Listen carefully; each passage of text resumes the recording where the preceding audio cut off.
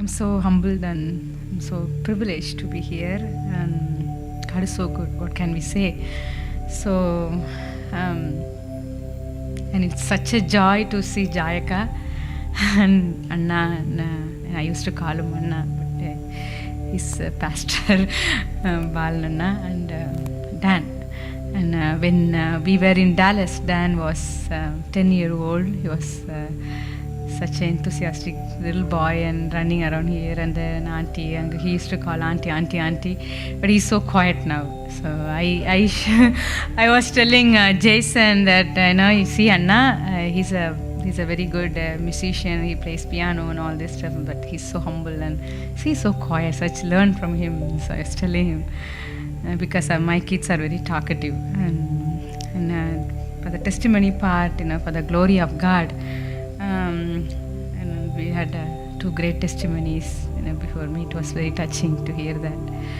I was born and brought up in a Christian family in the same hometown, Nagarkoil. And till I was under the shade of my parents, everything was well and good. I didn't worry about anything. I didn't care about the life. But failures taught me a lot of lessons. So I didn't get the good marks in my higher secondary. So that was a big disappointment from my side and my parents' side. I think they expected me, and then they learned a lesson that they should not expect something good on me. So those failures after failures. So I started my BSc microbiology, and which I didn't want to, but I started. So one of my friends, she brought me to Assemblies of God Church. So till then, all the theology or the words we used to, or I would say terms, we used to hear and talk, like forgiveness, repentance, salvation. Everything was just like, church language for me, you would say. So we were singing, we were talking, we were hearing messages after messages, but everything was like, the ordinary life. I never realized, who am I in God, or what is God to me. So when I went to Assemblies of God Church, my parents, they were also, even my dad is doing his ministry now, but in those days, in India, even now, people are kind of, they want to keep them away from Pentecostalism. And have you heard that? So my family is like, beware of them. They try to do this, they try to do that, and so I had that bad thought in my mind, we have to keep myself away from Pentecostalism. But my friends, one of my friends forced me, so I went to church and I saw these people were praising God and worshipping in spirit, talking in tongues. Those are very new to me. So I was like, one thing I had in my mind, like, what kind of people are they are? So that bring a question again. Where am I? Where am I? In which category I am in? And so these people are having good relationship with God. They're praising, raising their hands and crying and they're enjoying the worship. So what am I doing? What is my life, all about? So that brought me into the knowledge of repentance and forgiveness. So that's how I started the journey. I committed myself when I was 17. But in those age, I messed up around my life and enjoyed all the movie life, cinemas and all the movie characters, and it's like all the friends, because my friends were all Hindus and they didn't know about God much. I was not a good testimony to them. So instead of I am introducing God to them, I have gone astray again. Then I rededicated my life in Thirapin Vasal Jabam. And then I was I took baptism in same Assemblies of God Church, and I was anointed by God in Thirapin Vasal Jabam. So then I grabbed God and like anything, like never before. So that's how my life went. And the only thing that I had in my mind, like I got to go for job, to go Middle East, some country, make money, and then like feed my parents. So I want to give them a good life. That's all I had in my mind. I never had thought of going and making money, enjoy the life. Not like that. But still, God, that was not God's plan. So failures again. So I went to interview to Mumbai. If I could have, I would have,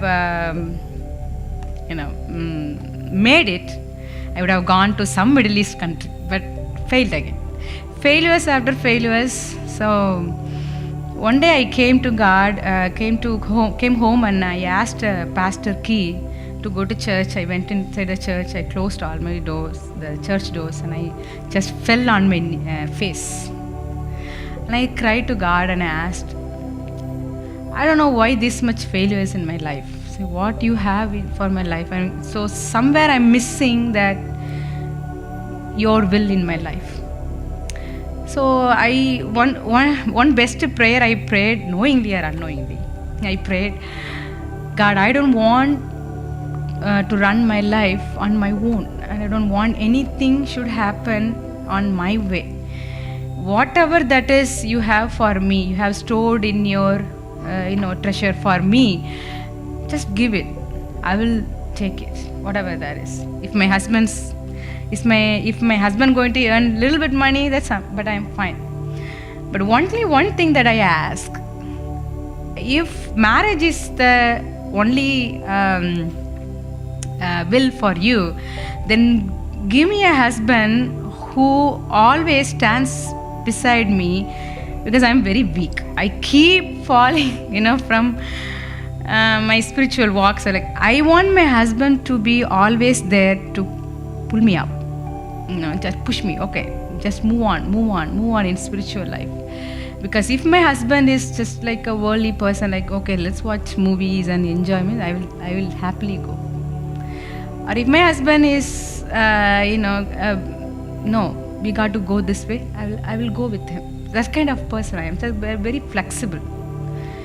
One way or other, it's not good. The only thing I asked God is that I did not ask anything for him, because I know if I plan anything, or if I desire anything, any blessings or any ambition or anything, that's not going to work at all, because I learned a lesson, failures after failures. So I submitted myself to God. Miraculously, God brought my husband to my life, and we got married. So soon after we got married and we came to US, lots and lots of struggles initially. So, but all these struggles, we learned to lean on God. That's the best part. நான் உபத்திரவப்பட்டது நல்லது, அதனால் உடைய பிரமாணங்களை கற்றுக்கொண்டேன் அப்படின்ற மாதிரி, like we learned how to lean on God, how to have faith on God.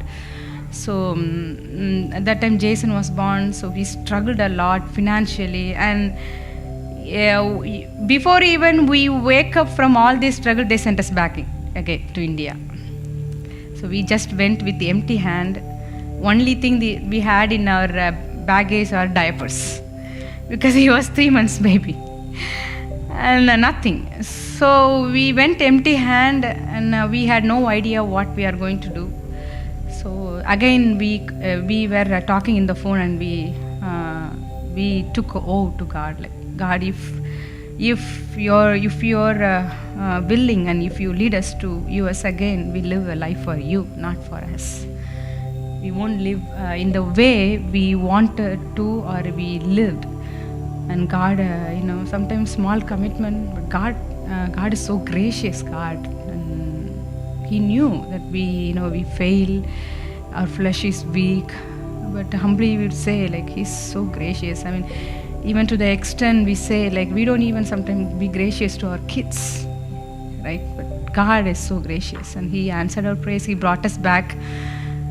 After a couple of months, we met Pastor Balan and Jayaka family. So we're so happy to see such a spiritual family to pray with us. So every day, every week, we started praying.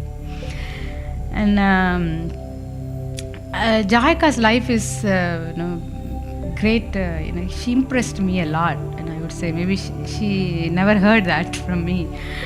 And the way she prays and the way she has, the thirst and hunger for God, that amazed me. And I never seen, I never seen anybody like that. Because we used to meet in the daytime when they were at work. So sometimes I go to her place and we start praying, and the way she prays and everything was so, it's like pulling me towards God and in prayer ministry. And she encourages. I mean, so you all know, she encourages very much. That's the best part in her. Even though I didn't have any talent, she always like, you have talent, so okay. So we used to pray a lot. The anointing of the prayer, when we sit and pray. Sometimes the prayer goes still like when we all, four of us, we sit and pray, and Jason was 1.5 years old and Dan was 5 years old. When they pray, it's like sometimes we open our eyes like 12 o'clock, 1 o'clock, and that happened. So what we asked, God, like, God, when we go to US, like, you bring us to a life, spiritual life, like we want to live. So God, God connects the people in an amazing way that we cannot even describe that. So we were so happy, and we started praying together and singing together, and they both were singing very nicely. So we used to enjoy their worship and all. All of a sudden they went to Philadelphia. So she didn't know, nobody knew. I cried like anything, and even now she didn't know that. I cried so badly, and I asked God, like, God, sometimes I don't know how you are working in a way. You are bringing people and then you are taking back. I mean, why you are doing it? If you would, let them stay here some more time, like we could pray, with them and could grow even more. And so I cried a lot, and I missed her so much, so badly. So years passed by, and then she connected us connected me in a women's conference. So that helped us a lot. To me, I would say I'm weak, weak spiritually. So I need a push always. So the prayer conference is there, pushing us to pray. It's like, keeping us in schedule to pray. So the prayer ministry, the burden, she opened a door, or she gave me the opportunity to pray, to pray in intercessory prayer, like bringing the prayer points and all those things. So I was really, even now, when we were eating also, I was telling, like, I want those days. I want those days very badly, because we had time, plenty of time to sit and prepare the prayer points and sitting and praying, and morning to morning, we were in Central Time, so morning 10 to afternoon 2, we are every day we are packed with prayers. It's such an amazing life. So that's how God opened the door for the prayer ministry, and we were about to go to India in H1 was over, was about to over 2010, and God opened the door to come out of the Indian employer, and then he's working with Wells Fargo. And God, when we came, we never knew how long we are going to be here and why God is bringing here, but God had a plan, and gave us a small work to do. And me and my husband, we're trying to be as much as possible to faithful to God, and always make sure that we are doing God's will, and in the midst of Father's will. Jesus always says, like, I came to do Father's work. Father's work. He never said that, like, I want to do. I want to do my work. He always says a Father's work. So me and my husband, like, trying to be in the center of God's will, and be encouraged in God. And there were many health issues in my life. I lost a baby in my womb in 2012, and followed by that I felt very sick, and total family was collapsed, and we didn't know what to do, and a lot of deficiency led to have one nerve issues, and I went through MRI and all those things to figure out everything in my brain normal. So all those difficult times, God was with us and improved my health. And then and there, God's people in conference, they were praying for us. And again, it's so happy to see Akka and Pastor Bal and Dan. We are so grateful to God, as to many people. They are such a blessing to us, my family, my husband also. And thank you so much for the opportunity, and all glory to God.